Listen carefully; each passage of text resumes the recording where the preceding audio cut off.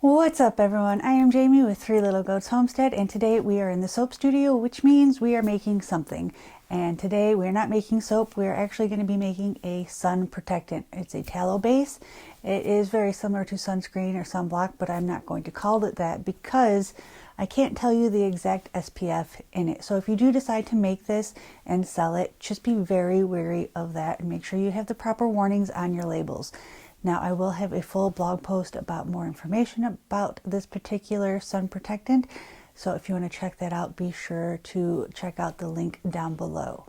Now, without further ado, let's get in. For this recipe, I am using beef tallow. I made a video a couple weeks ago rendering beef tallow. This is not that beef tallow. I've already gone through that. This is new beef tallow, but it is still from a cow that we raised here on our farm that has been rendered down by me. So we're going to need lots of that. We're also going to need some non-nano zinc oxide. And then I am using a combination of raspberry seed oil and carrot seed oil. There are other options. You can use olive oil or argan or jojoba oil, but I'm using these two particular oils because of their SPF properties. And then I'm also going to be using some beeswax, which I have already melted down in my chocolate melter that has never seen chocolate. So let's get started. So I have got all of my tallow in my little mixer. This thing is adorable. It is tiny. It is definitely not as big as my KitchenAid, but because I am still limited to my weightlifting abilities, it is very much lighter than my KitchenAid, which means I can actually pick this thing up and move it. So I'm going to actually start with just whipping my beef tallow, and then as it starts to whip up and get nice and fluffy, then we will start adding in our other ingredients.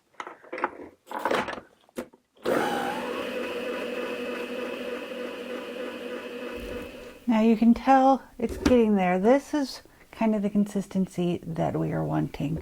Now you want to make sure you're scraping your bowl sides, because as you can see, I still have some that is not whipped completely.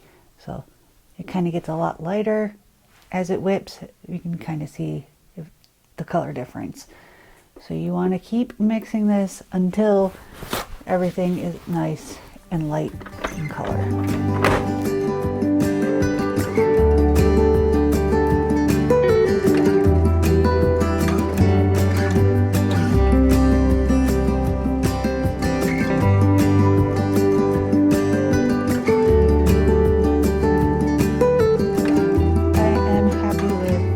I'm going to go ahead and start adding in my zinc oxide, and I'm not going to add this all in at once, because if you've ever put like powdered sugar in your mixer and then turned it on, you know, it can make a really big mess. So we're not going to put it all in at once. I'm actually going to put it on, then I'm going to add in some of this oil to kind of weight it down and then give it another mix. And while this is mixing, I'll actually start slowly adding in my beeswax as well.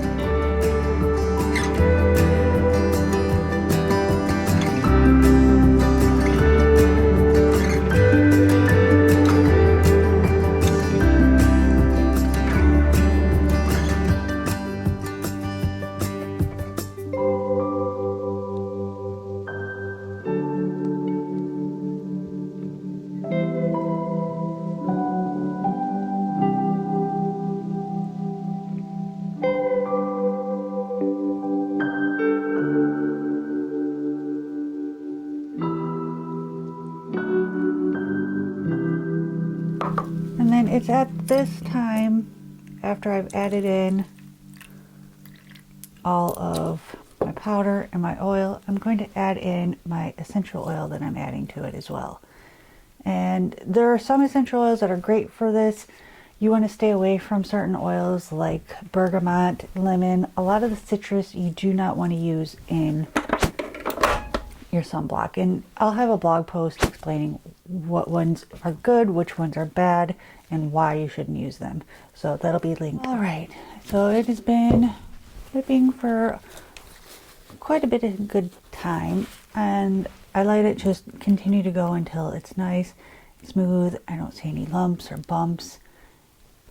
And so now we are ready to start filling all of our jars. I use glass jars, amber glass jars. It's just my personal preference. It's what I use for all my creams and lotions. So we're just going to fill these bad boys up. Now, usually I would use a piping bag. I probably should use a piping bag because I'm already getting stuff everywhere. But we're just going to wing it and try to fill these without the piping bag today because I really don't feel like opening up another bag of piping bags because I ran out and had to buy some new ones. So we're gonna go ahead and get these big ones filled first because they seem the easiest. You know what? I'm just gonna get the piping bag.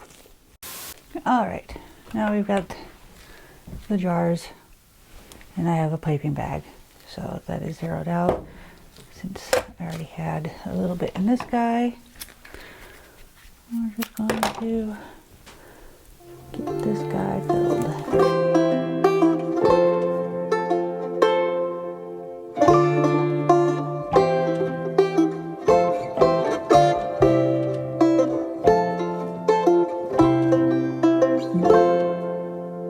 Alright, so I'm going to get these guys filled and I'll bring you back here in a few minutes. Alright, so I've got all my jars filled and I'm just going to let them sit and hang out for a little bit. I tapped them down really well. And so all I have to do now is make the labels, of course, and clean up the jars. But just to show you what the consistency is, I literally have it all over my hands right now, but it will rub in nice and clean, absorb in, and it doesn't really make you feel super greasy, which is always my preference. I hate when things make you feel really greasy, but we'll talk more about it in the outro. All right, y'all. So like I said, there will be a link down in the description box with a ton of more information as far as what essential oils are not the best to put in this because it can actually cause sunburns. So be sure to check that out, and as well as the information in the blog post will tell you a little bit more about labeling, how you want to label this if you do decide to make it, and of course the recipe will be down there as well in the link. So if you like this video, be sure to give it a big thumbs up. It really does help, and if you haven't already, hit that subscribe button. We put out new videos every single week, and I'll see you in the next one. Bye.